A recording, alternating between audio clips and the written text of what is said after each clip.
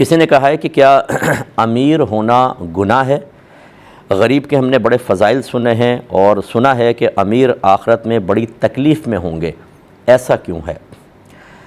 دیکھیں، ایسا اس لیے ہے کہ آپ نے صحیح طریقے سے قرآن اور حدیث کا یا تو مطالعہ نہیں کیا، یا اگر آپ نے کیا ہے تو بھول گئے، یا اسی طرح آپ نے ان علماء کے بیانات نہیں سنے جو صحیح اور معتدل دین آپ تک پہنچا رہے ہیں، ویسے ہی آپ سنتے رہے، یا اگر آپ نے سنا تو بھول گئے۔ بہرحال دیکھیں، قرآن یہ کہتا ہے کہ هو الذی خلق لکم ما فی الارض جمیعا، اللہ تعالیٰ وہ ذات ہے جس نے زمین پر جو کچھ ہے تمہارے نفع کے لیے پیدا کیا ہے۔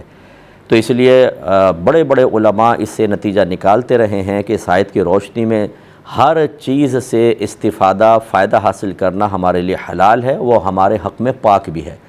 صرف وہ ناپاک ہوگی، وہ حرام ہوگی جس کو اللہ اس کے رسول نے ناپاک یا حرام قرار دیا، وہ سب اس سے خارج ہوں گی، باقی سب جائز۔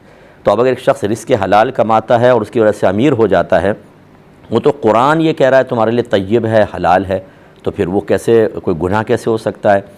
اسی طریقے سے نبی کریم صلی اللہ علیہ وسلم کے پاس یہ بخاری کی روایت ہے، کچھ صحابہ آئے جو غریب تھے۔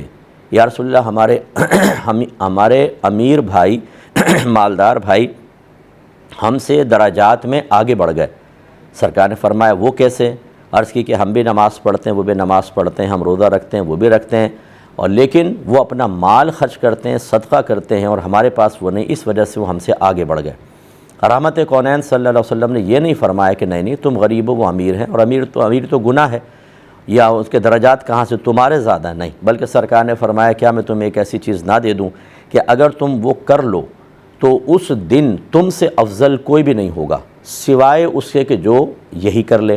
صحابہ نے کہا دے دیں۔ سرکار نے فرمایا 33 مرتبہ سبحان اللہ، 33 مرتبہ الحمدللہ، اور 33 مرتبہ اللہ اکبر پڑھا کرو، 99۔